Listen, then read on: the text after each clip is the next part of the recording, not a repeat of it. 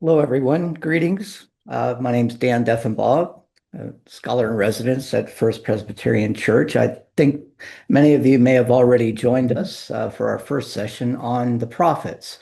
This is just an introductory Sunday school session that we are doing at First Presbyterian the fall of 2025 to try to introduce people to the life and the approach to the worship of God and to the understanding of God that the prophets had in the 8th through the 5th centuries before the Common Era, or BCE. So, if you were with us last time, we talked a little bit about the development of what might be called a covenant community around the covenant that was given at Mount Sinai to Moses and the people wandering in the desert. That covenant was brought into the land of Canaan and there established a confederacy around which the people of Israel would organize themselves, and they would come together every year and, kind of renew that obligation to God. Eventually, however, Israel, the people of God, call for a king, and a king is put in place. First, there's King Saul, and then King David. But that creates another tradition in the community. Now, all of a sudden, in addition to the so-called alternative community of Moses, founded on justice and righteousness that would be established when a whole community, not just individuals, follow the Ten Commandments. But now there's something that might be called a monarchical consciousness, and this idea that God will choose a righteous king to lead the community. Uh, this is known as the messianic tradition in the Old Testament. It's also known as the monarchical tradition. And we know it well, the idea that God chooses a king and it will be the king will be God among us, Emmanuel. And we hear about this a lot during the Christmas season. This is the landscape of the prophets. It brings us all the way up to about the year of 922 before the Common Era. And at this time, the way kings tend to be, they like to create a hierarchical structure where you have a few aristocrats at the top, and then you have a number of laborers at the bottom. And this is what King Solomon did eventually with his building projects. And the people at the bottom, saw themselves reliving the time of, the Exodus from Egypt. There they were making bricks for the wall that was being built around Jerusalem. And they said, we don't want to do this anymore. And they broke away. And by 922, two kingdoms develop. One of those is the kingdom of the south, Judah, which has Jerusalem at its capital, where King Solomon was. But then 10 tribes remove themselves and they go to the north into Israel. And there they set up their own government with a king and shrines that are being established so that people don't have to go to Jerusalem to worship God, right? Well, in the midst of this, in the ninth century and into the 8th century, the Northern Kingdom, because of their access to agriculture, because of the trade routes that pass through their kingdom, they're able to develop an incredible financial base. And some of the same problems that they tried to escape in Judah now are visited upon them with a king, and a cultic community, and aristocrats who are controlling a lot of the wealth and the resources, and the poor who seem to keep getting more and more oppressed and poorer and poorer. And this is the landscape into which the earliest prophetic tradition, as it's represented in the Old Testament, uh, comes to be established. We really can pick up in the ninth century. There are two groups of prophets. Some are called the pre-literary prophets. In other words, these are prophets who did not have books named after them, specifically Elijah and Elisha. And then the literary prophets, people like Amos and Hosea, and then Micah and Isaiah, and on and on.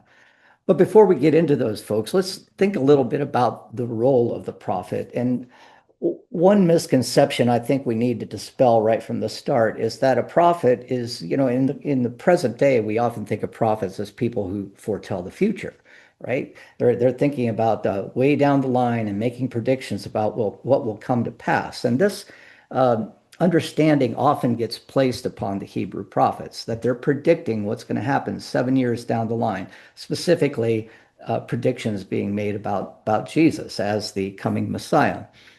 That's that really is not as benevolent to the complexity of the prophetic tradition as it could be. Uh, yes, in some ways, the prophets do foretell the future, but only as that future is impinging upon the present. But they are also social critics. They are the ones who are standing up and calling out oppression and injustice when they see it. And we were talking a little bit last time about Walter Brueggemann and his book, The Prophetic Imagination. He says that both of these misconceptions are present in the contemporary church. On the one hand, you have the more conservative evangelicals who tend simply to look at prophets as those who are offering this vision of hope of of God yet to come. And then the liberals, according to Brueggemann, who we might call progressives, uh, take on the tradition of the prophet as a critic as a social activist standing up against injustice. But in order to be truly a representative of the Old Testament prophets, we have to have both of those aspects, the two sides of the same coin. So Brueggemann defines a prophet as someone who, A, is able to create an alternative consciousness for the people by first criticizing the dominant consciousness, the way that Moses criticized the dominant consciousness of Egypt, of a Pharaoh who was oppressing his people, making the Hebrews make bricks with very, very little materials, trying to impose, restrictions on their birth. There's something that's inherently wrong about this. And it's the better part of valor just simply to stand up and call it out for what it is. So a prophet is one who will criticize the dominant consciousness, especially when that consciousness is creating a system of injustice and oppression. But at the same time, prophet has to offer an alternative vision. He must be able to energize people into a new narrative. This narrative is usually founded on, the stories of the past, the stories of God's liberating power, and in so doing, give the people an alternative consciousness. They're not just critics of the dominant consciousness; they are energizers who will create a new consciousness that lives into a future of hope. And this is what Walter Brueggemann calls the prophetic imagination. And you'll probably hear this term quite a bit as we move into Advent in the fall of 2025. We will be reading these prophets. This week we read Amos, we will be reading Isaiah, we will be reading Jeremiah, we'll be reading Ezekiel, and on up to the Gospel of John by the beginning of Christmas. So, as I said before, there are two types of prophets, the so-called pre-literary prophets and those who have literature that is attributable to them. The pre-literary prophets are really two major prophets, and they are Elijah and Elisha, Elijah and Elisha. And those two prophets are spoken about and described, and their exploits are known through the book of the Bible that we call First Kings and Second Kings, the books of the Bible. Uh, this narrative basically gives us an introduction to the series of kings that rule in Israel in the north and then Judah in the south, roughly from 922 all the way to the fall of the southern kingdom to Babylon in 587 BCE. But we just hear about Elijah and we just hear about Elisha. People are writing from them and in the third person, right? But when we read Amos, we're going to read the exact words of Amos, that as recorded by a community that was associated with Amos as well. So those are called the literary prophets. And so when we look at the pre-literary prophets, Elijah gives us a good understanding of what the northern kingdom of Israel was going through about the middle of the ninth century. At this time, if you remember, there's great wealth that is being developed, and that alternative community of Moses is starting to be compromised, primarily because, well, in 1 Kings 17, we hear about a king by the name of Ahab.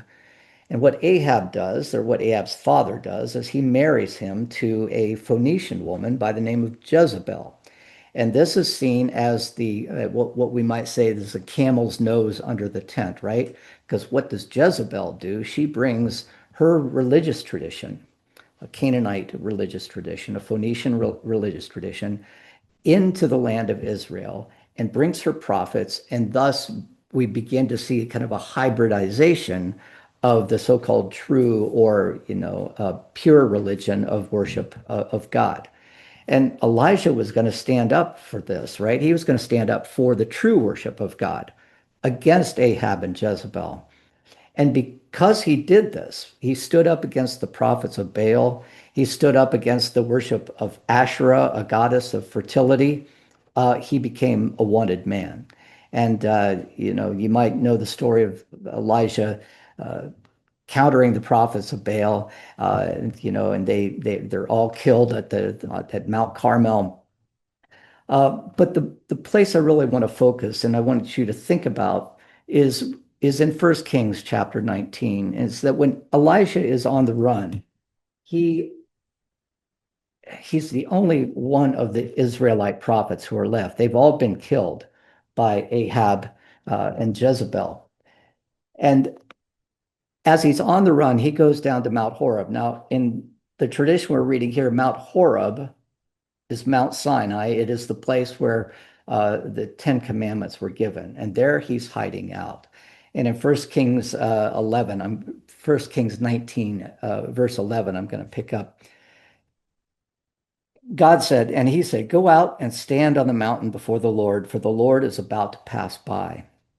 Now there was a great wind, so strong that it was splitting mountains and breaking rocks in pieces before the Lord. But the Lord was not in the wind. And after the wind, a great earthquake. But the Lord was not in the earthquake. And after the earthquake, a fire. But the Lord was not in the fire. And after the fire, a sound of sheer silence, elsewhere called a still small voice. I think this is really important for us to think about because we're seeing these elemental images, right? You've got earth, you've got wind, and you've got fire. And in many pagan traditions, the idea is that God is in those things, right? But Elijah's vision, this alternative vision, is that God is not in those external things, but is in the internal place, this still small voice where God can be encountered. And this offers the alternative, right? This is the alternative to the dominant consciousness that refers to God as simply, a miracle worker who brings the agricultural seasons when they're supposed to come.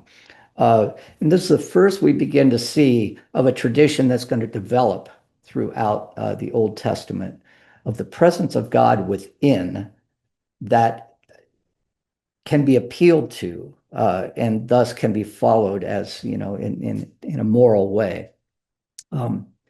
Eventually, Elijah, though, is going to meet up with another prophet by the name of Elisha.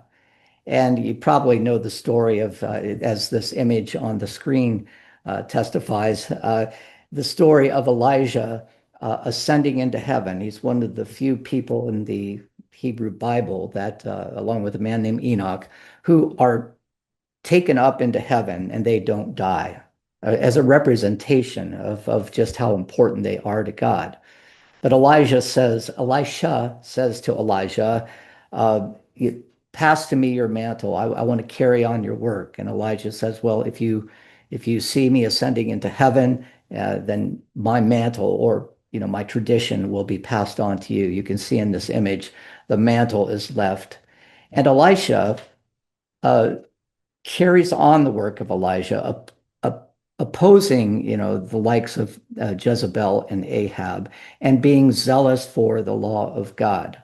And there are many miracles that are attributed to Elisha, and I'll give you the opportunity to read those, 1 Kings 19 through 2 Kings 13. But as you do so, I would ask you to think about how similar they are to the miracles of Jesus in the New Testament. Elisha heals a widow's, brings a child back from the dead. An axe head floats on the water. But perhaps most importantly, Elisha heals a Gentile general, uh, giving an indication that God's power and God's concern is not just for God's people, the Israelites, but is for all people. And that won't be the focus of this class. But what can we conclude about these pre-literary prophets? Well, first of all, they are trying to keep alive this alternative consciousness that began with Moses in Exodus. And second, they are trying to energize people to give them a sense of what this alternative consciousness can be for them. And they suffer mightily for it. Elijah is the last of his ilk because all of his, fellow prophets are killed because the powers that be do not like what he has to say. But this represents what we believe to have been the case in the 9th century, is that there were bands of people who were living on the margins, who were trying to keep this vision of Moses and the Exodus story alive, trying to encourage people, to energize them to an understanding of justice and righteousness as founded on the covenant. And that tradition is going to carry forth into the 8th century. There are two 8th century, actually three, but two in the north in Israel, two 8th century prophets, and we're going to just focus on Amos today. But the other is Hosea. And you might want to look into Hosea because the metaphorical introduction of this prophet is quite jarring. But I'll just leave it at that. It's going to go beyond our study to take a good look at Hosea. But today I'd like to focus on Amos, an 8th century prophet who actually was from Judah. He was a man of the people. He was a shepherd. He was also a dresser of sycamores, is how he's referred to. So he's a man who's got some pretty calloused hands. He's not a priest working in the temple. He's not one of the aristocrats. He is somebody who's, trying to eke out an existence in a very, very dry and arid landscape that was the kingdom of Judah. But he's called by God to go to the northern kingdom, the kingdom of Israel, and there to take up the task that Elijah and Elisha had been bequeathed. And he goes to the shrines where there is a high priest by the name of Amaziah, and he starts to point the finger at them and say, you are not upholding the covenant. Now, look at how intrepid this is, right? First of all, he's from Judah. The relationship between Israel and Judah was not exactly a good one. They weren't at war with each other, but they were like those two sisters at Thanksgiving dinner who don't really talk that much to each other, right? Well, he comes up from Judah and starts to point fingers in Israel, and specifically at the high priests of the shrines there at Bethel and Dan. And this, again, remember, is a continuation of the time that we were just previously talking about. Israel, the kingdom, the 10 tribes of the north were flush with all kinds of money. And whenever there's money, there are going to be people who are going to know how to manipulate it. The king was a king by the name of Jeroboam II. You might remember that the first Jeroboam was the one who caused the split of the kingdoms, took the 10 tribes from the the king of Judah, Rehoboam at the time, and said, "We're leaving. We're going to start our own kingdom," right? Well, Jeroboam II is overseeing this vast wealth that is a result of agricultural produce and trade. And anytime there's wealth like this, it's going to find its way into the hands of fewer and fewer people through manipulation. This is the essence of injustice. This is the essence of being unrighteous before God, because the covenant laid down in the foot of Mount Sinai was meant to recognize the value of all people and to create a kind of egalitarianism among all people. All people are valuable to God, but this injustice is beginning uh, to flourish in the Northern Kingdom, and Amos is going to point it out. So at this point, I just want to be sure that we're talking about the right uh, terms when we think about justice and we think about righteousness. When we think about justice, we are thinking about what might be called distributive justice, where everyone has what is sufficient for them to be the fullest example of a human being that they can be. They have a place to live. They have a place to eat. They have enough to eat. They have meaningful work. They are part of a community that supports them. That was being undermined in the Northern Kingdom. So justice is the distribution of health, shalom, we might call it, not the lack of conflict, but the presence of real wholesome health. That is what injustice, anything that undermines that shalom is an injustice. Righteousness, on the other hand, is related, is that when somebody follows in a very, very sincere way the covenant ideals, the Ten Commandments, then that person is righteous.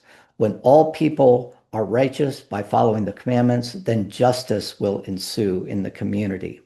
So justice is a kind of communal faithfulness as defined by the covenant. And this is what Amos saw as lacking in the Northern Kingdom. So I thought we'd take some time just to uh, read a little bit about Amos because he's very, very acerbic. And we talked a little bit about a prophet as one who criticizes and then energizes with a new image of communal hope.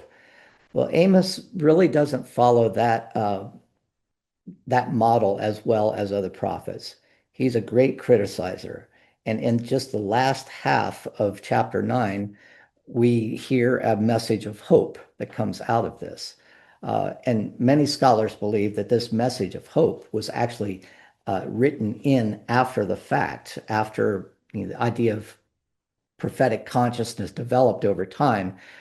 People went back to Amos and said, he's not really doing what a prophet should be doing. Let's write in what God's hope for the community might be and what the community might look for in the future. But Amos is one who is going to really point the finger at the haves for their unrighteousness over against the have-nots. I'd like to read Amos chapter 2, verses 6 through 13. This is the place where Amos comes to the Northern Kingdom and he starts prophesying against all these other kingdoms, right? Against Moab, against the Amorites and the people, he gets the people's attention. Then eventually he starts to prophesy against Israel, and they're the ones who are the guiltiest of all. And this is what turns people's, attitude against him. So I'm reading at verse 6 of chapter 2. Thus says the Lord, Amos is saying, for 3 transgressions of Israel and for 4, I will not revoke the punishment, because they sell the righteous for silver and the needy for a pair of shoes. They, the Israelites, the powers that be, are selling the righteous for silver and the needy for a pair of sandals. They're being unjust. They who trample the head of the poor into the dust of the earth and push the afflicted away out of the way. Father and son go into the same girl so that my holy name is profaned. They lay themselves down beside every altar on garments taken in pledge, and in the house of their God they drink wine bought with fines that they impose. Now, we don't have a good sense of what this means. Father and son, go in to lay with the same girl. But in the Northern Kingdom, because of the infiltration of other religious traditions, there were agricultural religions there that were very focused on fertility. And many of these traditions, I'm thinking specifically about the Canaanite tradition, would have temples of prostitution where one would go in and lay with a temple prostitute and thus assure fertility, agricultural fertility for the coming year. Uh, in this case, we have father and son Israelites who are supposed to be good, faithful Israelites going into a temple of prostitution, committing adultery essentially, but with the same women. That is just defies so many prohibitions in Leviticus and in Deuteronomy. And not only that, they lay themselves down at every altar on garments taken in pledge. Uh, this is something that's difficult for us to imagine now, but when you lend money to people, as apparently these people are doing, you usually have to have some sort of collateral. And oftentimes a poor person has nothing other than his garment that keeps him, warm at night when it comes time to sleep. Uh, and it was a prohibition in Leviticus that, you could not take that garment and not give it back at night. But what was happening is not only were these money lenders charging usurious interest rates, that's how they became very wealthy. Not only were they, taking the garment, but they were using them as, a comfort mat, you might say, as they were sleeping with temple prostitutes. You can't get more tangled and immoral than this, says Amos. You're trampling the heads of the poor. You are not abiding by the ideals of the original covenant community, the original covenant ideal, which is an egalitarianism where everybody is, recognized for their value. Everybody is understood as a child of God and should not be manipulated, should not be taken advantage of in any way.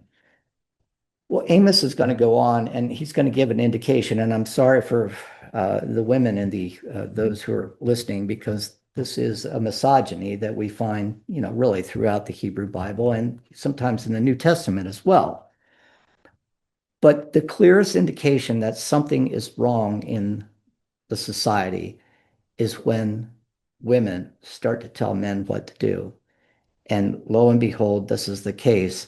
There is a portion of Israel in the north, in the northeast, called Bashan, and it's a beautiful, fertile region. It's very close to what we now call the Golan Heights. But this was what we might call the gated community of Israel. And Amos is pointing a finger there and says this: Hear this word, you cows of Bashan, who are on Mount Samaria, who oppress the poor, who crush the needy, who say to their husbands, Bring me something to drink. The Lord God has sworn by his holiness, the time is surely coming upon you when they shall take you away with hooks, even the last of you with fish hooks. Through breaches in the wall you shall leave, each one straight ahead, and you shall be flung into Harmon. Come to Bethel and transgress, to Gilgal and multiply transgression. Bring your sacrifices every morning, your tithes every 3 days. Bring a thank offering of leavened bread, and proclaim freewill offerings. Publish them, for so you love to do, O people of Israel. So first, society is falling apart because women are drinking wine on their couches of ivory and they're telling their men what to do. Bring me more, bring me more, bring me more. But the real conviction here for Amos is this sarcasm, really. Come to Bethel and transgress. Come to Gilgal and multiply transgressions. Bethel and Gilgal were shrines where God could be worshiped. where the God of Israel could be rightly worshiped. But what people were doing, they were spending all of their time, making these great, demonstrations of how much they could tithe and, showing up with their finest clothing. But real worship, says Amos, real worship, says God, is when you do not take advantage of the poor, when you do not trample their head into the ground. Real worship is when shalom is established in the covenant community. Oh, you love to be the center of attention, but it's not about you, says God. And then finally, Amos really starts to uh, bring down the punishment. The day of the Lord is coming, he says, and you think it's going to be a good day. You think God is going to come and reward you for, how wonderful you are, but it is going to be like you're running away from a tiger and then find yourself in front of a bear. It's not going to be something you want to, to look forward to, because what's happening is justice is being lost. The whole meaning behind the covenant community at in Exodus, the whole meaning behind the covenant, justice and righteousness, is being lost. And this is what God seeks. And I'll conclude here with this chapter 5, verses 21 through 24. Now, in at First Presbyterian Church on Sunday, November, I guess it was the second Sunday of November, can't remember the date, we heard a sermon on this very passage. You might also know that this is the passage that is on the wall at the Martin Luther King Jr.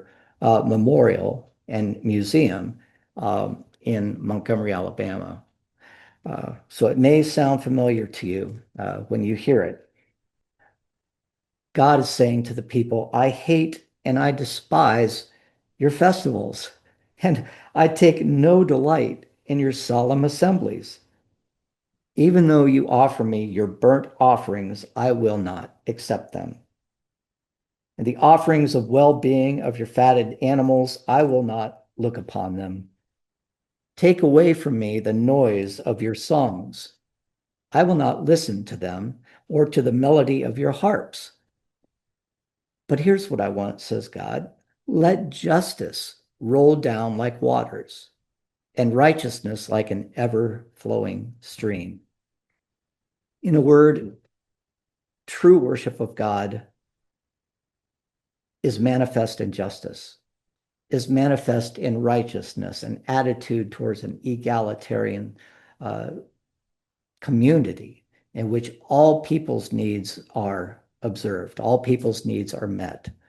Um, this is very difficult, especially in a society where we are all taught that we are competitors with each other. That's at the core of the capitalist, economic philosophy. Competition, competition. Well, this covenant community is about cooperation. This covenant community is about feeding those who cannot feed themselves. This covenant community is about educating those who do not have the means of education, taking care of those who are the least of these, my brethren and sisters, as Jesus says. So, with that, I would like to give you an opportunity, a little time for discussion in your groups. I've got 3 questions for reflection, but I encourage you to bring up your own questions amongst yourselves. First of all, thinking of Elijah and his zeal for God, what do you make of the affirmation in 1 Kings 19, 11 through 12, that God can be heard as a still small voice or as a sheer silence? Number 2, think about the vision of justice and righteousness flowing like water in Amos chapter 5, 21 through 24. What do these 2 terms mean to you? In what ways can the church pursue the kind of justice and righteousness that Amos envisioned? And then finally, given the role of the prophet as one who both criticizes and energizes with a message of hope, can you think of anyone today who might be described as such a prophet? So I will give you some time to think about those things. Thank you so much for joining me today. And the next time we get together, we'll be looking at the prophet Isaiah, who's going to have a much more hopeful message. I have to let you know. So goodbye, and until next time, take care.